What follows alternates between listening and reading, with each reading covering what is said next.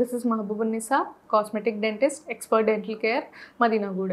ఈరోజు మన topic parents మీ డెంటిస్ట్ని కలిసినప్పుడు అడగాల్సిన టాప్ 5 క్వశ్చన్స్. ఫస్ట్, మీ పిల్లలని 2 times a year క్లినిక్కి తీసుకెళ్తే సరిపోతుందా? మీ పిల్లలని డెంటిస్ట్ దగ్గరికి తీసుకొచ్చినప్పుడు డెంటిస్ట్ కన్సల్టేషన్ తర్వాత మీ డెంటిస్టే మీకు చెప్తారు 2 times a year సరిపోతుందా ఆర్ ఇంకా ఫ్రీక్వెంట్గా రావాల్సి ఉంటుందా అని. సెకండ్, మీ పిల్లల టీత్ ప్రాపర్ ఆర్ కరెక్ట్ రేట్లోనే గ్రో అవుతున్నాయా లేదా అనేది ఎలా తెలుసుకోవచ్చు? ఇది మనం గూగుల్ చేస్తే మనకి తెలుస్తుంది, కానీ మీ పిల్లల ఓరల్ క్యావిటీని ఇన్ పర్సన్ డెంటిస్ట్ చూసిన తర్వాత వాళ్ళు అయితే ప్రాపర్గా చెప్పగలరు.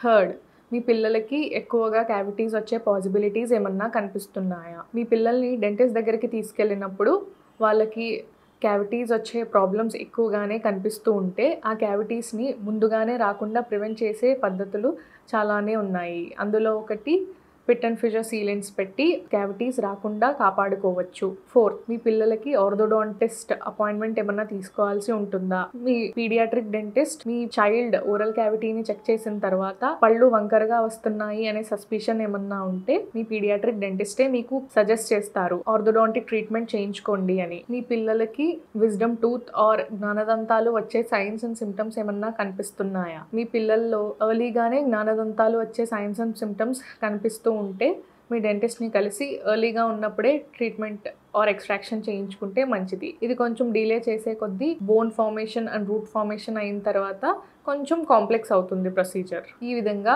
ఈ టాప్ 5 క్వశ్చన్స్ని మీ డెంటిస్ట్ని కలిసినప్పుడు అడిగి మీ డౌట్స్ అండ్ క్వశ్చన్స్ని క్లియర్ చేసుకోవచ్చు.